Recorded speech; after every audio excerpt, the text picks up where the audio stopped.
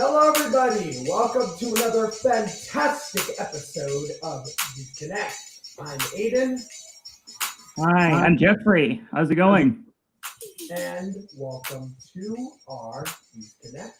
Hope you guys are excited for an awesome episode with tons of interesting news and some live music and also some cooking knowledge. I know that it's going to be awesome. So just so we know, to put into our brains, we are not going to be having Logan in person, but Logan has sent us a video, so you will still get your cooking knowledge. So do not even worry. All right, who's ready? For those who don't know, what in the world is Youth Connect? Youth Connect is a news, interest, entertainment show that is more than just sharing stories. We are working at creating a platform of inclusion and acceptance, one episode at a time. On top of that, we are all advocates of all abilities. And as broadcasters, entertainers, and musicians, we want to include in opportunities that may present themselves. So, if you ever are hiring, we are ready to host your event. Youth Connect is a show that I know that you are going to love. And if you guys know Youth Connect or is your first time watching, we always have to start off with some gaming news.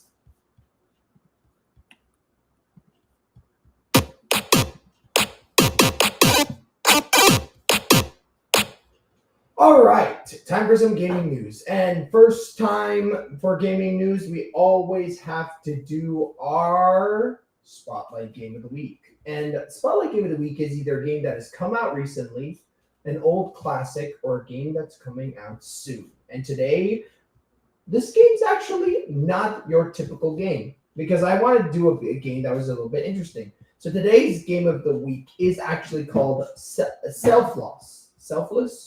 Selfless or self-loss. I don't know. I think it's self-loss. Self-loss is actually an emotional adventure game set in a Slavic-inspired whale-worshipping fantasy land. The old healer Casimir makes an epic journey by boat and on foot in search of a ritual that can cure his soul wound.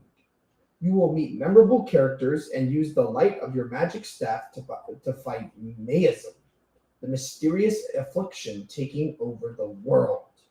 So Casimir's staff is central, or the main point of the game's mechanic and story, creating unique gameplay opportunities by controlling the staff both simultaneously and independently. You must take on enemies spawned by the miasma with the searing light of your staff, and find different ways to use your staff to solve puzzles and remove the stain of the miasma from the world. So interesting, this game, you can travel by land or sea. You can see beautiful, stunning visuals of self-loss on foot or by boat. And as you explore and as you power your staff, will increasingly allow your small little boat through treacherous waters and even winding rivers. Or I technically think it's winding rivers, but maybe some windy rivers there. You will be exploring to meet the various inhabitants of the world and bring a healer's touch to ease the pain. This game is quite emotional. So if you're not that type of gamer or you don't like super sad stories, I recommend not playing this game. But if you like a game with a really interesting story that has an amazing soundtrack by Ericto, I think that's how we pronounce it. It really gives an emotional impact in the story of the beautiful world of self-loss. So I hope that you check out Selfless or Self-Loss, whatever you want to call it. And I hope that you are excited to learn more about it. All right, so this is where next up I would bring some news, but we got to keep it moving, got to keep the ball rolling, because I'm going to actually get straight into it and bring to you some interesting things. So I actually have a whole set of things here, so do not worry. I actually have with you the weather, because it's always important to know what is going on in our world. So today is going to be 23 degrees with a low of 16. And throughout Saturday to Monday, it is going to be a casual 23 to 25 degrees Celsius. So it's a little bit warm, but it's okay. But let's say this, guys, every time it becomes night, it is going to be as low as 17 degrees. And you know what that means? Fall is coming. And I absolutely love fall. If you guys want to share what is your favorite season, type a comment down below and tell me, what is your favorite season? What is your preference? Oh, actually, Jeff, here's a question for you. What is your favorite season, Jeff? For me, summer is my favorite. I'm definitely a summer person. Ooh. Now, can I ask why? That's the season where I get to go swimming. Ah, swimming. I definitely do agree. Swimming is a lot of fun, but I don't know about you, but I'm not a big fan of the very hot heat. So to each their own, Jeff, to each their own. It's interesting to learn what your favorite season is, and I'm excited to learn what everybody else's favorite season is in the comments. All right. Let's keep the train moving. And time to bring you your second gaming news. So one of the best things has come out that the Pokemon Company has been making. Pokemon Company has made tons of things. But one of the most amazing things was life-size plushies of some of the Pokemon monsters. Or Pokemon, if you want to just say Pokemon. I actually think that these are amazing because not only are they super adorable, but they are absolutely massive. If you see on the screen, there is a massive Porygon or even a life-size Lucario, which actually, if you guys know, is pretty tall. Lucario is for the same size as a human. So always thought to myself, what if we had these Pokemon in life-size form? So we actually got a picture of Porygon, the normal type Pokemon from the first generation games, and one of the first artificial creatures or artificial Pokemon in the lineup made by humans. It is interesting because Porygon has got a photo shoot, as you see, and it makes it roughly look like it's $400. So the plush currently available through the Japanese Pokemon Center store. Say that they call it the My Size Porygon is running for 55,000 yen, which is approximately $391. $400 for a life-size Porygon. I don't know about you, but that is really expensive. Now, and if you guys have seen, a lot of people have already grabbed all of the plushies and are now selling it, third-party sellers, which are listing it with a slightly inflated price. The accompanying photos on the official website show the blocky bird, or whatever you want to call it. I think it looks like a bird-like Pokemon, sitting with its owner on the floor, as well as listening intently as its humans tells all of its problems. Or at least that's what I came up with just the picture shown. So honestly, if you've ever heard, Porygon's size through the Pokemon series has been really all over the place. The creature is comprised of code, as you heard, made by a human, that made its way into the real world. So technically, it's not really following the usual rules of nature, as they say. Instead, it's following its own. So I'm excited to see what other life-size Pokemon plushies are coming out. Can I appreciate them from afar? Absolutely. But can I buy them? Absolutely not. I wish I could. I really wish I could. But unfortunately, I just don't have the money. That's the same price as a PlayStation 5. So I'd rather choose the PlayStation 5. Anyways, though, I'm going to keep it moving. And next up, I'm pretty sure. Wait, let's think. I think next up is going to be Logan with some cooking knowledge. What is going to be?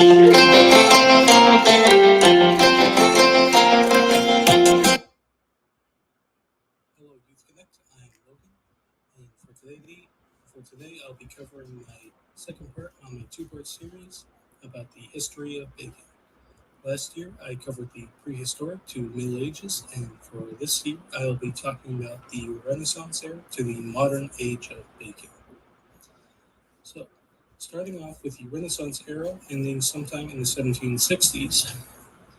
Columbus would discover many spices commonly used in baking, such as vanilla beans, cocoa beans, as well as sugarcane. Rye would become the most common grain of choice for baking among the lower class, as it was much cheaper than wheat, which was more commonly used by the upper class. Around the same time as well, the first restaurants would begin appearing all around France as well as some other parts of Europe. And prepared food cuisine would become much more accessible to the lower and middle class. So that just wraps up a few interesting details about the advancements of baking during the Renaissance era. Next up, I'll go over the advancements in the Industrial Revolution, starting from the 1760s and ending in 1914. Now, Industrial Revolution would, in a lot of ways, help streamline the baking process, although arguably at the cost of quality, as baking became far less artisanal. Mechanical ovens would be invented around this time and would be quickly available for sale, which sort of outpaced the likes of wood or stone ovens. Also around this time, chemical leaveners such as baking soda and baking powder would be invented, which gave an alternate way of giving your baked goods some rise as opposed to using yeast. Also around this time, small bakeries would become far more common. And that just wraps up the Industrial Revolution. And so from there, we can go into what we can call today the modern age of baking, from 1914 to the present day. Innovations in mechanization would help lead to a rise in the availability of baked goods. And the globalization all across the world has increased accessibility to once foreign ingredients and expanded baking knowledge all throughout. This is how we all learn about a bunch of different cultures of baking and a bunch of different recipes and baked goods all throughout the world.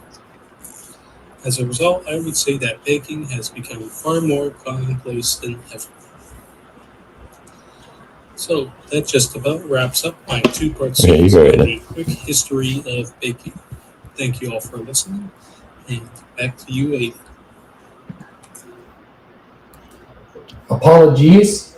I don't know why the video was so quiet, and I apologize because you heard a third-party voice, but I actually really didn't hear what Logan said. I heard something about electrical ovens, which means that he was probably talking about the different cooking techniques. So it was probably a lot of information. I definitely will have to talk with Logan about increasing the volume of his video so that next time you can hear all the amazing cooking knowledge he wants to share with you.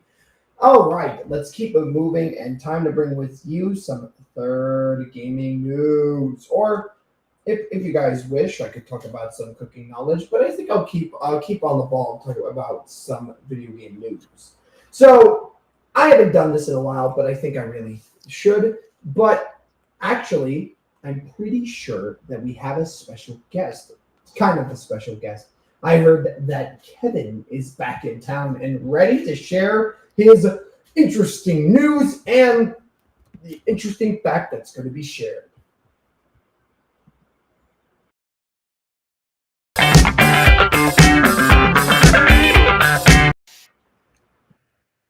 Hello, everyone. Welcome to Youth Connect News. I'm your host, Kevin Aruja. Let's get right into the headlines. Sorry, it's...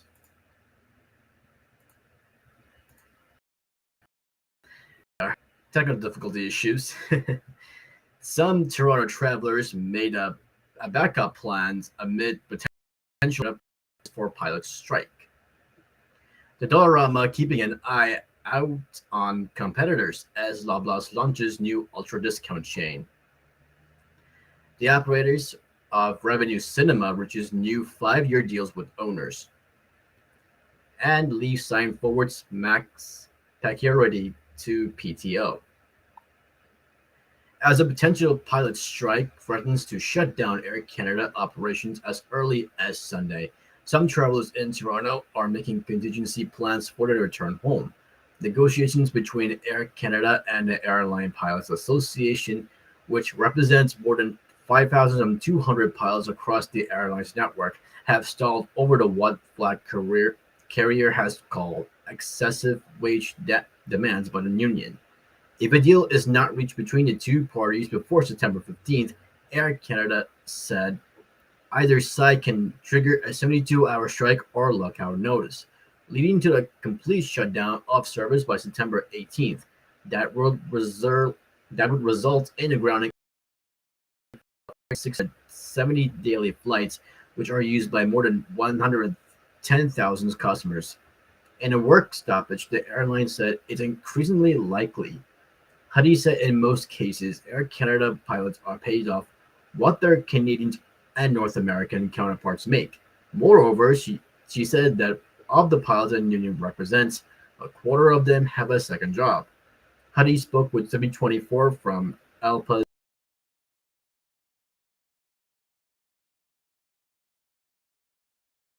Center headquarters.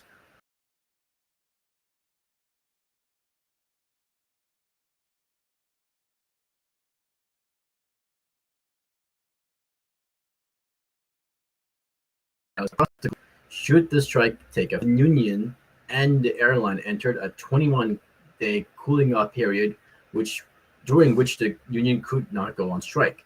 Air Canada said some activities related to a potential strike would need to start as early as September 13th, including the cancellation of some holiday packages and the grounding of some aircraft.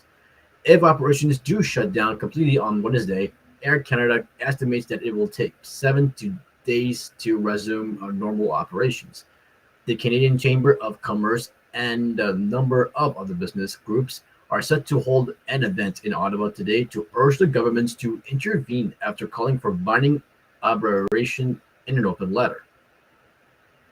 Dollarama Incorporated food aisles may have expanded far beyond sweet treats or a pile of gum by the checkout counter in recent years, but its chief executive maintains his company is not in the grocery business, even if it's keeping an eye on the sector.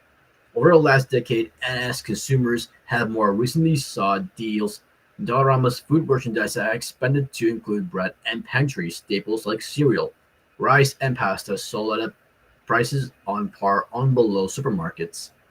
However, the competition in the discount segment of the market's Dollarama it operates and intensified recently when the country's biggest grocery chain began piloting a new ultra-discount store. The no-name store being tested by Loblaws Lane Trendmark in Windsor, St. Catharines, and Brockville, Ontario, are billed as 20% cheaper than discounts retail competitors, including No Frills. The grocery giant is able to offer such cost savings by relying on a smaller store footprint, fewer chilled products, and a nearly range of no-name merchandise. Though Rossi brushed off notions that his company is a supermarket challenger, grocers aren't off his radar. Rossi declined to reveal how much of a chain's sales would overlap with Loblaw or the food category, arguing the vast variety of items Dollarama sells at its strength rather than its grocery products alone. The breadth of Dollarama's offerings helped carry the company to the second quarter profit to $285.9 million, up from $245.8 million in the same quarter last year as the sales rose to 7.4%. Analysts have attributed such behavior to interest rates that have been slow to drop and high prices of key consumer goods, which are weighing on household budgets. To cope, many Canadians have spent more time seeking deals, trading down to more affordable brands, and foregoing small luxuries that would treat themselves in better economic times. The group, which runs the historical Revenue Cinema in Roncesvalles Village, that would be sticking around to manage the theater after reaching a new agreement with the owners. The Revenue Film Society chair Grant told C4 in an email on Tuesday that his group has now signed a new 5-year lease agreement with the owners, Danny and Letty Mullen. The future of the theater was left in limbo back in June after it emerged that the Mullins planned to end the Revue Film Society lease on the theater, citing a failure to keep up with promise around the key maintenance and improvements to the building. The group sought and won a court injunction allowing them to continue to operate until the matter could be heard in court. The Mullins bought the beloved local theaters in 2007 in order to save it from closure, and it has been operated ever since the Revue Film Society, the nonprofit community group established at the same time. The uncertainty around the future of the theater earlier this year, it prompted an outpouring for support for its continued operation, including a petition for action by Oscar-winning filmmaker Guillermo del Toro. A press release announcing the new deal on Tuesday clarified that both the Mullins and the Society shared the desire to see the cinema operated as an independent movie theater and community landmark. The statement said the Mullins requested that a new lease agreement included a significant contribution to St. Joseph's Health Center. A request answered with a donation of $62,000 worth of advertising space for the St. Joseph's Healthcare Foundation over the length of a new 5-year lease. The lease also provides the holding of an annual fundraising event and theater in support of the hospital. According to the group, the Revue Cinema is the oldest and operating movie theater in Canada.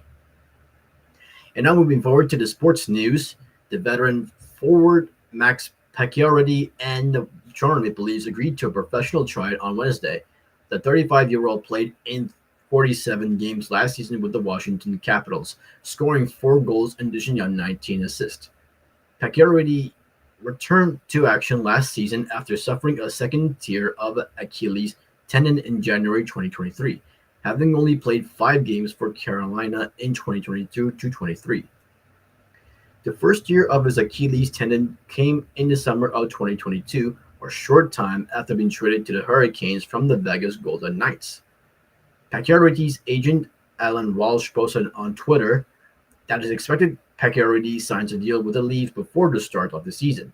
The 6'2", 217-pound winger that has 330 goals and 338 assists in 902 career games, having spent its first 10 years in the NHL with the Montreal Canadiens. Also, Toronto confirmed that it signed defenseman Jani Hatampa to a 1-year contract. The value of the contract is $1.47 million. The Toronto Maple Leafs general manager Brad Trevilling had announced the signing on July 1st, but the details weren't released until Wednesday. In 288 career NHL regular season games, the native of Kurkurunumi, Finland, has 15 goals, 13 assists, and 173 penalty minutes, split between Anaheim, Carolina, and Dallas, while adding a goal and 3 assists in 33 career playoff games. The 6'7" to 225 pounds defenseman was selected by St. Louis in the 4th round of a 2010 NHL draft. And in today's weather forecast, we got sunny this afternoon. The temperature is now 27 degrees. And tomorrow we will get another sunny. The temperature will be 26 degrees. And now moving forward for the interesting fact, I'm going to talk about, yes, my favorite treat is popsicles. So popsicle is a sweet frozen treat on a stick. There is nothing like a bright red cherry flavored popsicle on a hot summer day. This word is commonly used for any water-based frozen desserts that you like while holding a stick. Popsicles is actually a brand name for a Pacific company's ice pop. Fast forward to 1905, where an 11-year-old boy named Frank Epperson of Oakland, California, had an we can actually skip that. It was powdered soda mixes with a wooden stick for stirring outside overnight. When young Frank found the glass in the morning, the soda mixture was frozen solid, so he ran the glass under hot water and removed the ice pop using the stick as a handle. Frank, who knew he stumbled across a great idea, he kept making the pops for his friends, and when he became an adult, he made them for his own children. Then I have a 6th interesting fact about popsicle. The world's largest popsicle was created in 2015 to celebrate National Ice Cream Day. The Nectar juice bar chain in California has created a giant popsicle that measured from 18 feet long and weighed over a ton. Popsicles were originally marketed as a health food in the 1920s. The popsicle company began promoting its products as a healthier alternative to ice cream. They were even advertised as a way to soothe sore throats.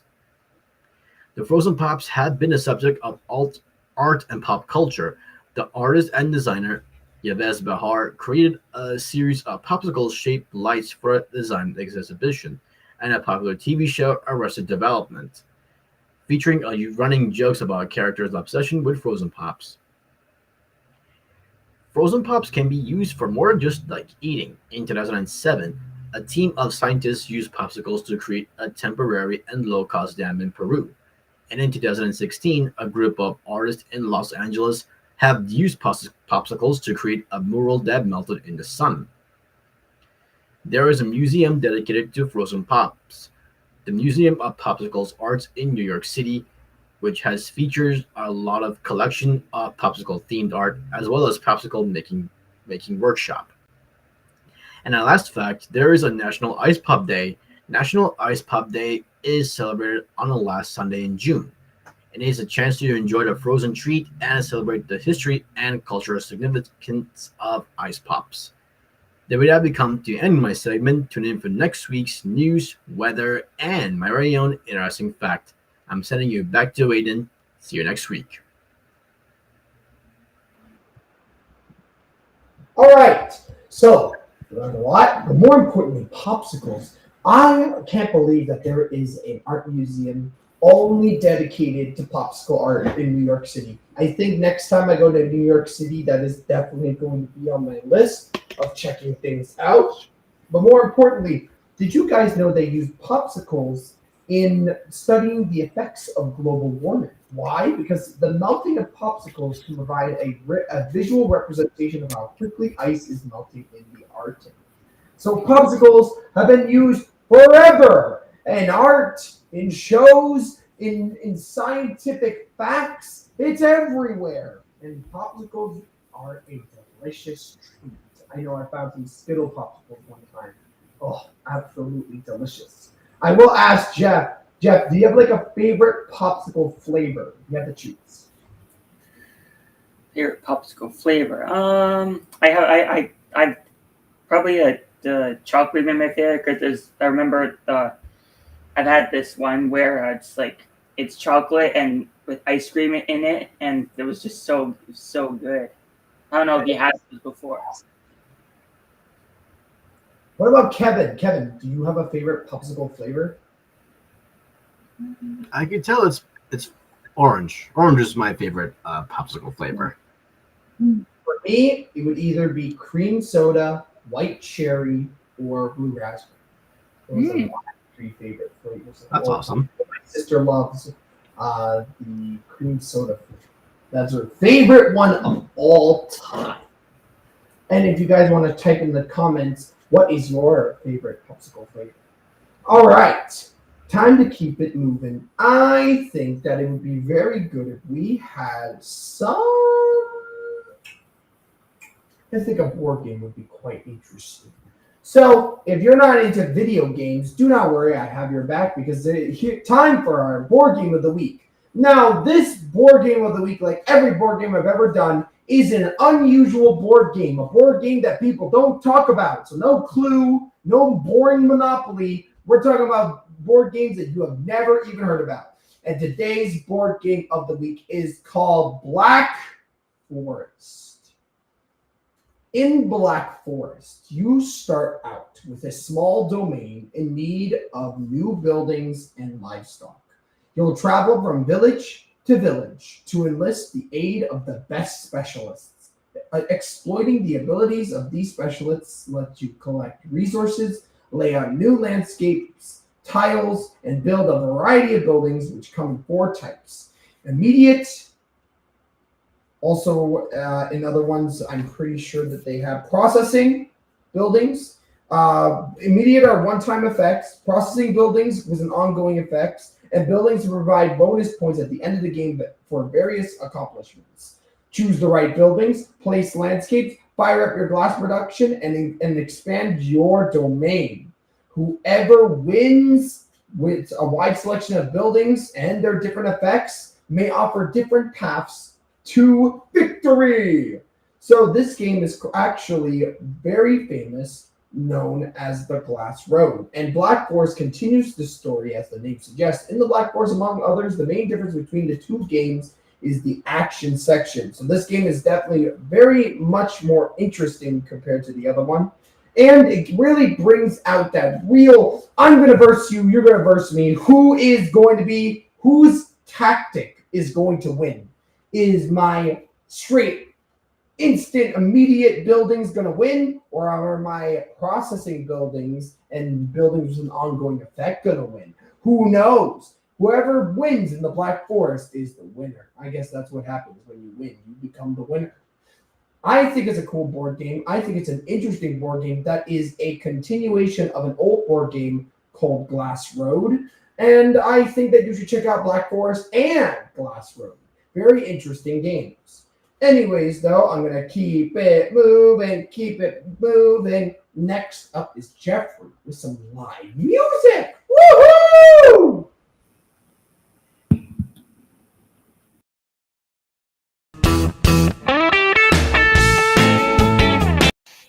Thank you, Aiden. Hi, everybody. Hope you're ready to jam. I have a brand new song I'd like to share with you. This one's about taking care of the earth, and it's called "It's Ours to Protect."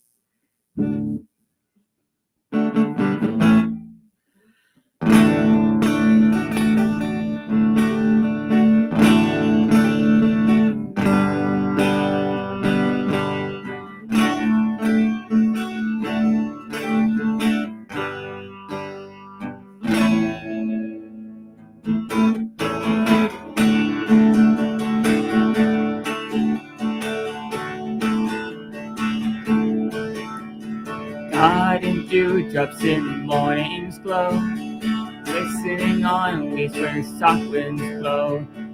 Bird songs echo down through night.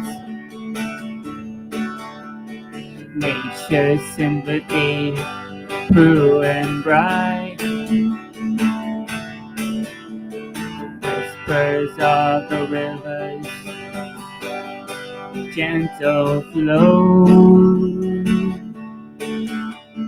Near skies where the sun rays show. Rise up, take a stand, hand in hand. Heal the earth, protect our land. Every leaf and every stone, nature's gift, it's ours to own. Let's unite, make a pact to give us back what we've lost.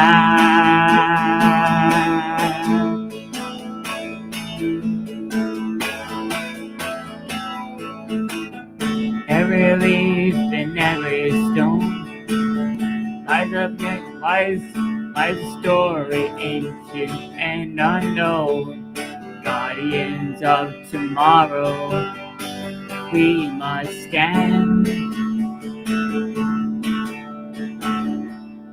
to protect the beauty of this land. The future is ours to sow. Nature's gift is ours to own.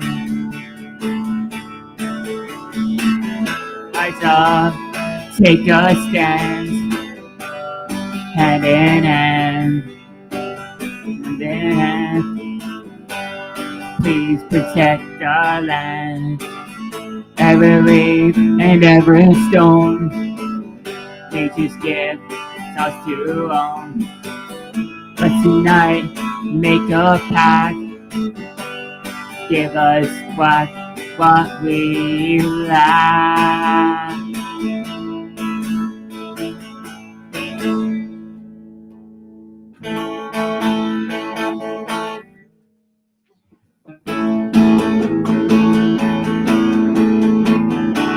His great desire to succeed makes forest silent rivers reading. Skies once clear, now a smoky screen. Birds fly no more where they lean. In the race of war, we ignore the need of the earth we plead. In our deeds with speed. Rise up, take a stand, hand in hand. Heal the earth, protect our land. Every leaf and every stone, nature's gift, us to own. Let's unite, make a pact to give us back what we lack.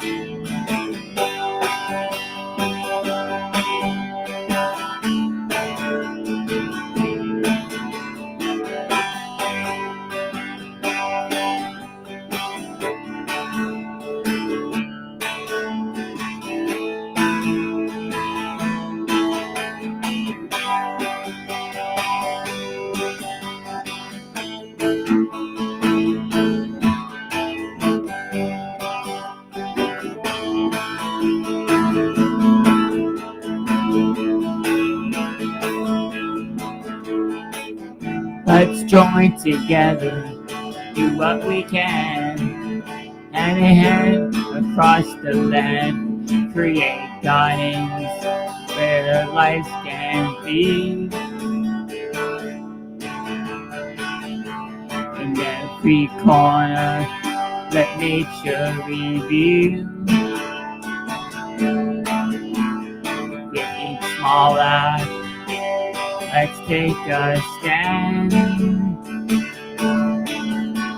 to heal the earth by the heart of the land.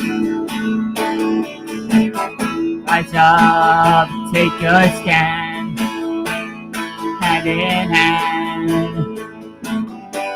Please protect our land. Every leaf, every stone, nature's gift, us to own. Let's unite, make a pact to give us back what we lack.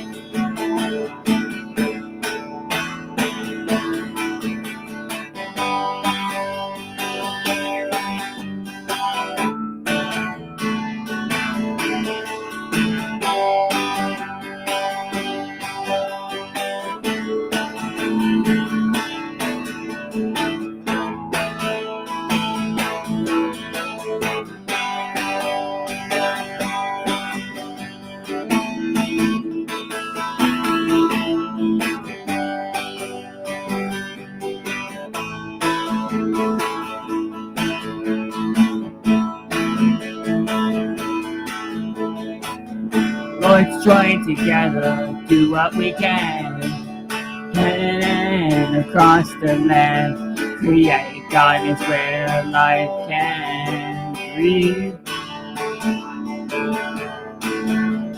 In every corner, let nature reveal. With each small act, let's take a stand to heal the earth by the heart of the land. Rise up, take a stand, hand in hand. Heal the earth, protect our land. every leaf and every stone. They just give us to own. Let's unite, make a pact to give back what we lack. Rise up, take a stand, hand in hand. Please protect our land. Every leaf and every stone, they just give it's ours to own.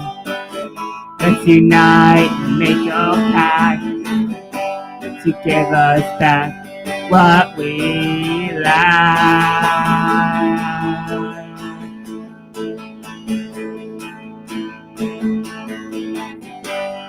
They just give it's ours to own. Let's unite, make a pact, give us back what we lack. Let's unite, make a pact to give us back what we lack.